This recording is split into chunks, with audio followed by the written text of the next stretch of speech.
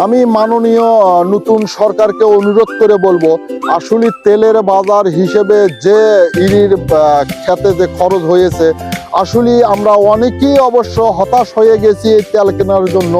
যে আমি একটু অনুরোধ করে বলবো আমাদের চাষি ভাইদের জন্য একটু সহযোগিতা করার জন্য। আর আমাদের এই ইরির আবাদ এলাকার তেলের সংকটে অবশ্য আমরা ঠিকভাবে আবাদ করতে পারিনি। তা আমরা হিসাব করে দেখছি অবশ্য আবাদে আমাদের অনেক টাকা লস হয়ে যাচ্ছে। তাই একটু ধানের বাজারটা যেন একটু আমাদের পোষণের মতো একটু করে দেওয়া হয়। তাছাড়া আমরা যারা কৃষি লোক আছে, আসলে আমাদের হয়তো সামনের দিক অনেক আমরা ক্ষতির মধ্যে পড়ে যাব।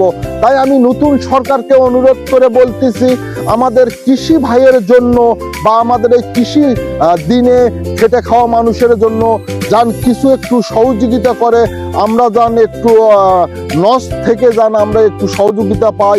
তা আমি বিশেষ অনুরোধ করে আমাদের নতুন সরকারকে বললাম।